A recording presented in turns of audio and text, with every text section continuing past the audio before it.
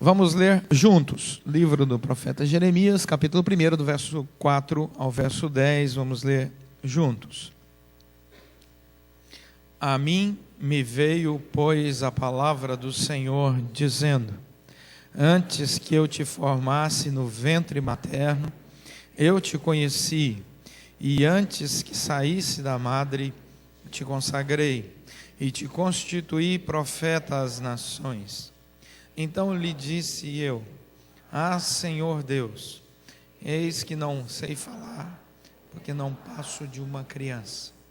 Mas o Senhor me disse: não digas, não passo de uma criança, porque a todos a quem eu te enviar irás, e a tudo quanto eu te mandar falarás.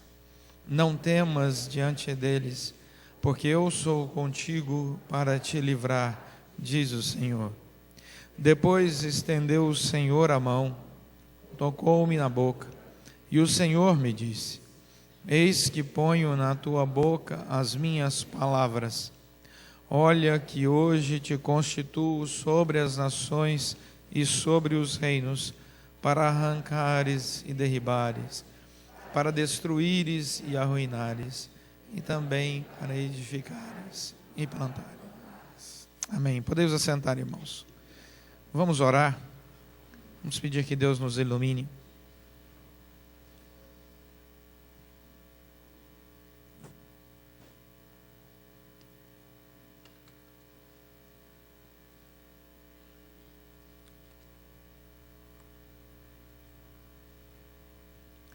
Senhor nosso Deus, fala o nosso coração pela Tua palavra, que o Teu Santo Espírito nos conduza com graça, com misericórdia. Oramos em nome de Jesus Cristo. Amém. Muitas vezes nós somos conduzidos pela agenda de outras pessoas, e sem perceber, eis que de repente você não está vivendo mais a sua vida, mas a vida que outras pessoas gostariam que você levasse. Isso é muito comum com irmãos e irmãs que se aposentam, trabalham muitos anos e depois se aposentam. E eu costumo dizer que a agenda do aposentado é a agenda do já que. Já que você está aposentado, leva o carro para mim ali na oficina, né? Já que você está aposentado, busca a criança na escola. Já que você está aposentado, leva. Já que você está aposentado, né? Fica com os meninos para a gente poder ir ao teatro e assim por diante. Então existe a agenda do já que. Cântico, capítulo 1, verso 6. É um texto em que a autora do texto, não aposentada, é uma jovem, mas escreve falando sobre isso. Cântico dos Cânticos de Salomão, logo depois de Eclesiastes, para dar uma forcinha aí, né? Salmo, Provérbios, Eclesiastes, Cantares. Em Cânticos 1:6, o texto diz assim: não olheis para eu estar morena, porque o sol me queimou. Os filhos de minha mãe se indignaram contra mim e me puseram por guarda de vinhas. A vinha, porém, que me pertence, não a guardei. Olha que interessante, a reclamação dessa mulher, dessa jovem, é a seguinte: pediram para que eu cuidasse tanto da vinha dos outros que eu esqueci de guardar a minha. Eu cuidei tanto daquilo que é do outro que esqueci de cuidar de mim mesmo. Eu tentei ajudar tantas pessoas que acabei não ajudando a mim mesmo. Eu vivi tanto a agenda dos outros que esqueci de viver a minha. Eu não sei se você já passou por esse tipo de sentimento, mas com certeza, em algum momento da nossa história, isso vai bater a nossa porta. Esse tipo de sentimento. Espera aí, eu estou fazendo tanta coisa para tanta gente que não estou guardando tempo para mim mesmo. Essa é a reclamação aqui do texto de Cânticos. Não existe nada errado você ser uma pessoa que serve os outros. Não existe equívoco nenhum em você cuidar e abençoar e ser uma bênção na vida de outras pessoas. O problema é quando você esquece que também deve cuidar da sua. E aí você começa a enfrentar problemas existenciais seríssimos. E esse texto é muito interessante, o texto de Jeremias, volta lá para Jeremias 1, porque o profeta Jeremias, ele faz uma análise da sua vida. E em determinados momentos, nós precisamos parar, como a autora lá em Cânticos, como o profeta Jeremias, para analisar a nossa história individual, a nossa caminhada com Deus. E Jeremias faz isso. não existe profeta que fale tanto sobre si mesmo como Jeremias. Você tem um livro muito autobiográfico, é o de Jeremias. Jeremias fala tanto sobre si mesmo que ele ficou conhecido como o profeta chorão. Porque ele começou a falar tanto sobre ele mesmo, que ele começou a reclamar tanto e ficar, chorava tanto sobre sua história. E aí ele escreve até Lamentações de Jeremias, para você ver, que às vezes analisar sobre sua vida corre esse risco. E Jeremias, ele nasceu numa vila a 4,5 quilômetros de Jerusalém, então estava bem próximo à cidade. Geralmente, grandes cidades, importantes cidades, elas se desenvolvem perto de outras importantes cidades. Isso aconteceu com Brasília e Anápolis. Jeremias nunca se casou. Ele foi solteiro e foi profeta por 50 anos, mais de 50 anos ativamente. E morreu aos 90 anos de idade. Mas a vida de Jeremias não foi fácil porque ele viu o declínio final da história de Israel. Ele viu a sua nação se perdendo. E isso doía muito ao coração dele, porque havia claramente uma associação entre a prosperidade da nação e a sua relação com Deus. E do versículo 1 até o versículo 3 do texto de Jeremias, nós somos localizados por Jeremias historicamente. Do versículo 1 ao versículo 3, Jeremias diz quando, onde, filho de quem ele era, e nos localiza. Ou seja, a história que passamos a ler no livro de Jeremias não é um mito, não é algo inventado, é um fato histórico com dados claros, geográficos, de datação evidente, para que não sobre nenhuma dúvida sobre a autenticidade daquilo que estamos lendo como inspiração na palavra do Senhor. Mas Jeremias vai contar para nós que o seu tempo era de dificuldade, e o que salvou Jeremias, o que trouxe alegria ao coração dele, o que fez com que ele deixasse de ser o chorão que era e passasse a viver debaixo de júbilo, foi a plena convicção que Deus trouxe ao seu coração. E qual era a grande convicção que Deus trouxe ao coração de Jeremias e que pode nos ajudar hoje aqui a enfrentarmos os nossos problemas?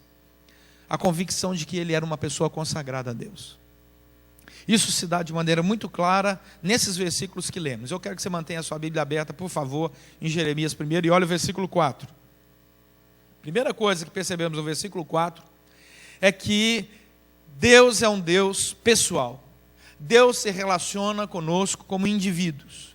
Ele deseja revelar-se numa experiência particular com cada um de nós. Diz o versículo 1: a mim me veio, pois, a palavra do Senhor, dizendo. Jeremias vai nos mostrar que o que ajudou ele a atravessar os momentos difíceis na vida dele é que Deus era um ser pessoal, que se relacionava com ele, que sabia quem ele era, que se importava com ele, que ouvia as suas orações. Deus dos céus, Criador de todas as coisas, dizia para Jeremias, e disse de maneira muito clara nesse texto: eu sou o Deus que me importo com você. E ele diz: a mim me veio a palavra. Não veio para outra pessoa, não foi outra pessoa que recebeu a palavra. Deus falou comigo diretamente, claramente, evidente que isso enriquece o coração de Jeremias. Deus não manda recado, Deus fala através da sua palavra. Quando nós lemos a palavra, quando nós expomos a palavra, quando nós nos envolvemos com a palavra, essa palavra de Deus, ela fala aos nossos corações. Nós não precisamos empreender grandes jornadas para ouvir um profeta que mora no Tibete, no meio de um mosteiro, a 20 mil metros de altura, que você tem que subir de escada, de joelho, chega lá ofegante para dizer: o que Deus quer falar comigo? Hoje Deus fala através da sua palavra. Pode estar impressa, pode estar no seu iPhone, no seu iPad, seu computador, continua sendo palavra de Deus. E é fantástico isso. E Jeremias diz: Deus falou a mim. Primeira coisa importante para enfrentar momentos difíceis: Deus é o Deus pessoal. Segunda coisa, versículo 5. Deus tem um plano, Deus tem um projeto para a vida do profeta Jeremias e para todos nós. E esse projeto se revela no tempo. Olha o que diz o versículo 5. Antes que eu te formasse no ventre materno, eu te conheci. Antes que saísses da madre, te consagrei, te constituí profeta às nações. Deus determina o tempo. Deus diz a Jeremias: a minha consagração, a minha relação pessoal com você se dá antes que tudo existisse. Você não é obra do acaso, você não nasceu como fruto do nada, você não é fruto do vento. Eu te formei. Olha o que diz o versículo 5, são 4 verbos. Eu formei, eu conheci, eu consagrei, eu te constituí. O agente é Deus, Ele é o agente ativo, Ele é quem realiza. E os 4 verbos estão diretamente relacionados com o profeta Jeremias e com todos nós aqui. A palavra do Senhor diz: eu te formei, antes que tudo existisse, quem te criou fui eu. Eu conheço o seu organismo porque eu fiz. Eu conheço as suas emoções porque eu te acompanho. Eu te criei dessa forma, o jeitinho que você é. Eu sei o que você gosta e o que você não gosta, porque eu te formei assim. Diz mais, eu te conheci. A palavra conhecer aqui é amar. O conhecimento de Deus não é apenas um conhecimento de uma relação distante. Ele ama. Ele ama a ponto de morrer na cruz por nós em Cristo Jesus. Eu te conheci, eu te amo, eu te formei, eu te planejei. Aí diz, eu te consagrei. Consagrar é separar para o sagrado, para o uso exclusivo de Deus. Algo que você pega e diz: isso aqui é do Senhor, isso aqui está consagrado a Deus. Não dá para usar para outra coisa. Eu não posso pegar aqui esses objetos usados na ceia, eles foram consagrados, separados para o serviço do Senhor. E falar assim: não, vamos fazer churrasco usando essa bandeja aqui.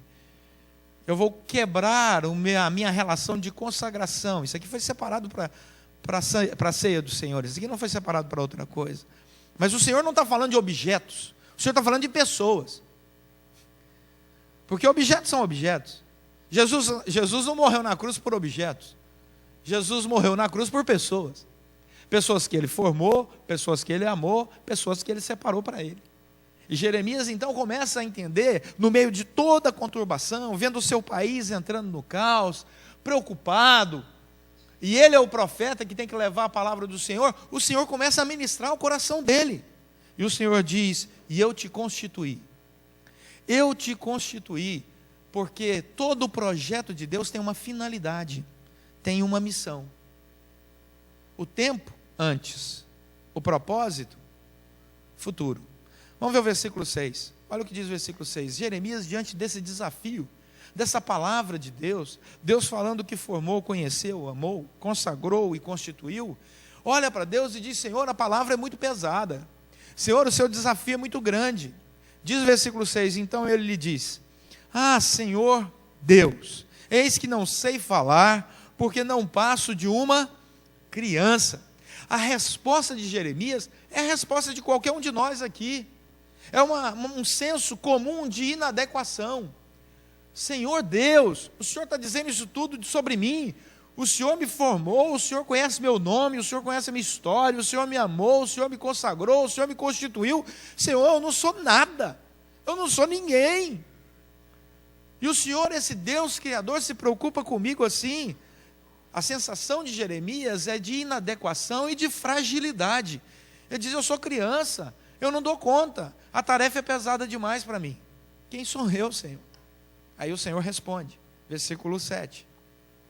Mas o Senhor lhe diz, e ele começa a testemunhar: o Senhor me disse, novamente, muito pessoal, não digas, não passo de uma criança. É interessante isso, porque Deus usa as mesmas palavras de Jeremias.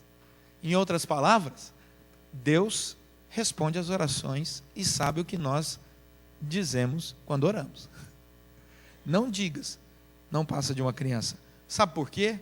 Porque a todos a quem eu te enviar, irás.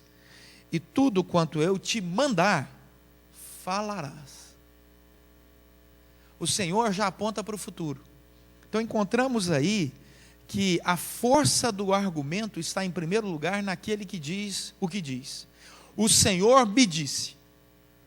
Mais importante do que o que se diz é quem está falando.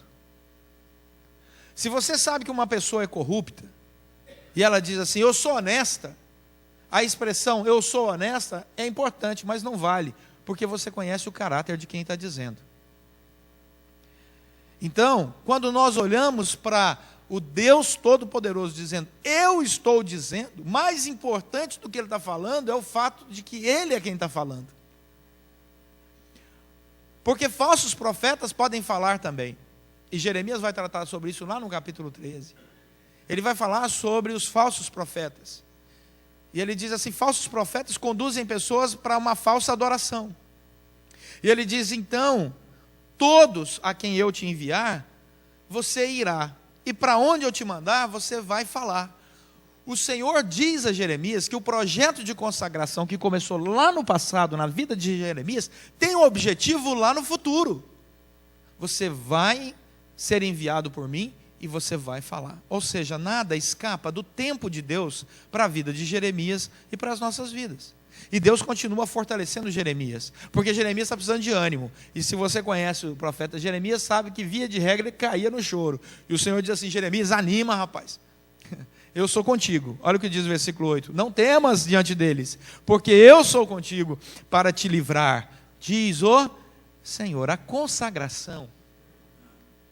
Quando nós entendemos que Deus nos separa, nos consagra e nos convida a viver a vida da consagração, a consagração não nos isenta de desafios e problemas.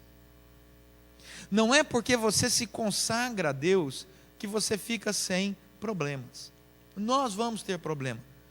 Nosso carro ainda vai estragar, pneu do carro vai furar, a viagem vai ter problema, né, vai atrasar. Não pense porque você se consagrou ao Senhor que você nunca vai ter problema. Vai ter problema. Problemas em todas as áreas. Mas o texto vai dizer, olha o que diz o versículo 8, que o medo de Jeremias, o medo de Isaías, o medo de Ezequiel, o medo dos profetas era um só. É que a partir do momento que você se consagra, qualquer que fosse o profeta, você enfrenta muitas dificuldades. Não temas diante deles. O medo de Jeremias, que é o mesmo de Isaías, Ezequiel e outros, e também dos apóstolos antes do Pentecoste, era o medo de enfrentar oponentes físicos, pessoas. Mas aí a resposta é fantástica. Deus diz, eu estou ao seu lado. Eu sou contigo. Eu sou contigo. Imagine, se você tivesse que descer uma rua escura, meia-noite, e você falasse assim, eu tenho que atravessar aquela rua escura e lá embaixo tem 3 marginais. E aí você diria assim, eu só tenho aqui a companhia de uma criança, de 10 anos que vai comigo. Eu diria, você vai tranquilo? Não vai. Agora imagina que você vai descer a mesma rua, e para um carro e desce do seu lado 12 lutadores de MMA. E eles falam assim, e aí, tudo bem, pastor? Tudo bem. Onde o senhor está indo? Eu estou indo exatamente ali, ó. Vou passar no meio daqueles 3 rapazes ali. Ah, vamos com o senhor, vamos embora. A companhia lhe dá segurança. Nós temos a melhor companhia. Deus está conosco. Essa palavra Jeremias é a mesma palavra que Jesus usa no final do Evangelho de Mateus para todos nós. Eis que estou convosco, igreja, todos os dias, até a consumação dos séculos. O Deus que ouve a oração de Jeremias é o mesmo Deus que ouve as nossas orações. O Deus que se revela a Jeremias é o mesmo Deus que se revela a nós. O Deus que promete a companhia a Jeremias é o mesmo Deus que promete companhia a cada um de nós. O Deus que consagra Jeremias é o mesmo Deus que consagra cada um de nós hoje, na nossa jornada. E ele diz, não temas.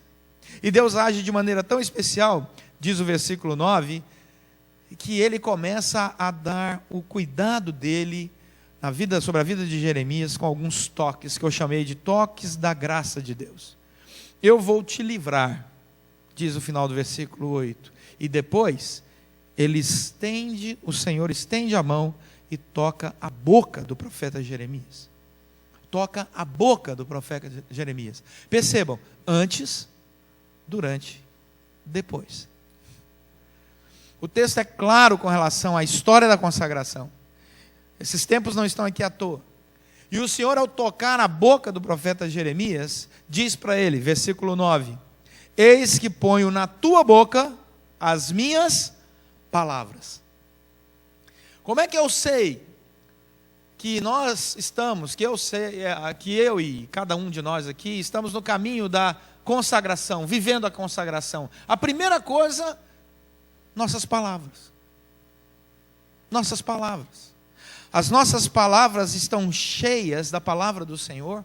As nossas palavras são palavras de amor, perdão, alegria, paz, edificação, longanimidade, benignidade, mansidão, domínio próprio. As nossas conversas, elas giram em torno disso, ou as nossas conversas giram em torno da crítica, da fofoca, da mentira, da dissensão, da facção, da inveja, dos maus costumes. Às vezes algumas rodas de cristãos mais parecem uma conversa de Big Brother e a Fazenda do que fruto do Espírito Santo. Jeremias diz: consagração enche a boca da palavra de Deus. E tem mais. Ela vem com tamanha autoridade. Olha o versículo 10. Que o Senhor derrama autoridade sobre as nações e sobre os reinos. O que é visível e o que é invisível. Quando Deus nos consagra, nós temos a autoridade sobre o que é visível e invisível. Quando Deus nos consagra, você sai do Brasil e vai para a Europa, Deus te abençoa lá. Você sai do Brasil e vai para os Estados Unidos, Deus te abençoa lá. Você sai do Brasil e vai para o Japão, Deus te abençoa lá. Você vai sai do Brasil e vai para a Argentina e Deus te abençoa dobrado. Né? Deus vai nos guardando, Deus vai nos protegendo. É gostoso ser consagrado, saber que isso foi fruto da graça de Deus. Esse Deus que nos enche dessa paz, dessa consagração, mas que, como eu disse, lá no versículo 8, e ele volta no versículo 10, vamos ter problemas. Diz o versículo 10, olha que hoje eu te constituo sobre essas nações e sobre os reinos, e eu te constituo para, objetivo, para arrancar e derrubar, para destruir e arruinar. Aí você fala, mas Senhor, o que é isso? Isso é a ceifa, meu irmão. É quando a gente tira o joio do meio do trigo. Isso é a ceifa. O Senhor nunca disse que na vida da consagração nós não passaríamos pela dura experiência da ceifa. Mas ela não para aí. O Senhor continua. E Ele enche ainda mais de esperança no nosso coração. E também para edificar e plantar. Espera aí, não tem apenas um aspecto negativo, não. Existe também a edificação. E existe também o plantar. E quando você planta coisa boa, você colhe bons frutos. E os bons frutos glorificam a Deus. E pelos seus frutos conhecereis. A Bíblia é clara com relação a isso. E aí nós olhamos essa maravilha e falamos, Senhor, agora eu entendo o projeto de consagração. O projeto de consagração é para que a ação do Teu Santo Espírito em nós nos capacite a enfrentar os problemas, com a palavra do Senhor repleta nos nossos lábios e o coração. A gente sempre diz, né, a boca fala daquilo que o coração está cheio, produzindo esses frutos. Gálatas vai dizer, não é, que nós vamos colher aquilo que nós plantamos, e ele estabelece como princípio exatamente a palavra de Deus não se zomba, tudo que o homem semear, isso também ceifará. E aí a palavra de Deus, ela nos consolida na jornada cristã por causa da consagração. Eu sei que eu sou fruto de um projeto de Deus. Eu não sou fruto do acaso.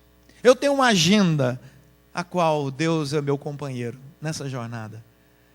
E eu glorifico a esse Deus, porque eu sei da minha imperfeição, mas sei da capacitação que Deus dá àqueles que o buscam. Irmãos, pergunta que não quer calar, hein? Tá bom, pastor Leonardo? O senhor falou, mas o que é? É que eu levo para casa, né? Vamos voltar lá a Cantares 1:6. Muitas vezes, como diz lá Cantares, nós olhamos para a nossa agenda e falamos: olha, eu estou cuidando da vinha de todo mundo, está todo mundo com vinha bonita, mas a minha está ruim. Eu cuido da casa de muita gente, mas a minha está ruim. Eu cuido da agenda de muita gente, mas a minha está ruim. Muitas vezes nós paramos para fazer essa autoanálise e não gostamos daquilo que vemos, como essa moça aqui em Cantares. Mas existe graça e misericórdia, e o Senhor está dizendo: fomos chamados para servir pessoas também, mas acima de tudo, fomos chamados. Deus nos consagrou, Deus está conosco. Vamos enfrentar problemas? Ele vai nos conduzir. Vamos ter dificuldades? Ele vai nos dar vitória, porque Ele nos deu autoridade sobre reinos e nações. Ele é o Senhor que está ao nosso lado em todo o tempo, como Ele falou a Jeremias, como Ele repetiu nas palavras de Jesus para todos nós, e hoje vale a pena guardar no coração: Deus está conosco, Ele nos consagrou, Ele nos chamou a uma vida consagrada. E se Deus é por nós, meus irmãos, nem todos os candidatos da República ganhariam da gente. Sorte deles que nós não nos candidatamos. Que o Senhor nos abençoe. Vamos orar.